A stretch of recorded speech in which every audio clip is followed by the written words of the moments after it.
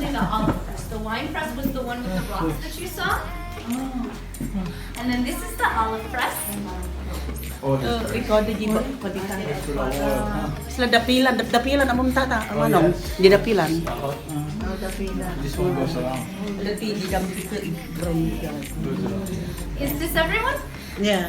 Okay, before I tell you about the olive press, the man that was just talking to me would like to make a request of all of you.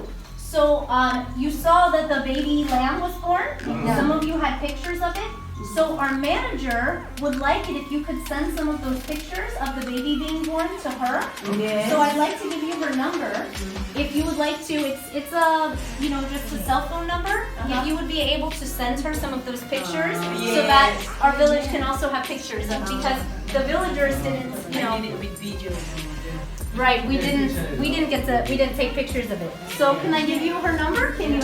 Okay, so her name is here at Nazareth Village. So we have two steps. First, we crush the olives, and then we press the crushed olives. So we pick the olives by hand from the trees, we rinse them, and then we put them in this stone basin. We tie a donkey to the wooden beam here, and then the donkey pulls. I will push because I'm not tied to it like a donkey. And the grinding stone moves. And as it moves, it will crush all of the olives with the pits and everything.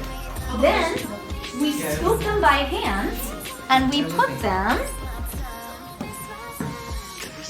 into the sides of these baskets right here. It's like seed. Right, and then the hole in the middle is for the water and the oil to drain out. So after we have the crushed olives in these baskets, then we take them to the other side of the room. If you'll follow me to the other side, I'll show We you. have one also like this. How about Grinding the line. But we stack the baskets up to 10, and then the water and the oil will flow out into the drain. The oil will rise to the top because it's lighter, and then we can just scoop it off and have our olive oil. So we use this wooden beam to press down on the basket, and sometimes we add these stones. Each of the stones weighs half a ton. Wow. So we press the olives 3 times, and the first pressing gives us the purest oil. We think that in Jesus' time, this might have been what they took to the temple in Jerusalem to light the candlesticks, because God said that the first fruits are His. Then the next pressing would give you an oil that wasn't quite as pure, but in Jesus' time they would use it for cooking, for medicines, for cosmetics, and perfumes, things like that. And then the last pressing would be a dirtier oil, and it would be used to make soap and also to light the oil lamps that people have in their homes.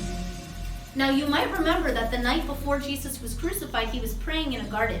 Do you remember the name of the garden? Gethsemane, right. That actually comes from 2 Hebrew words, gat, which means press, and shmanim, which means oils. So gat shmanim in Hebrew actually means an olive press. So the name of the garden was olive press.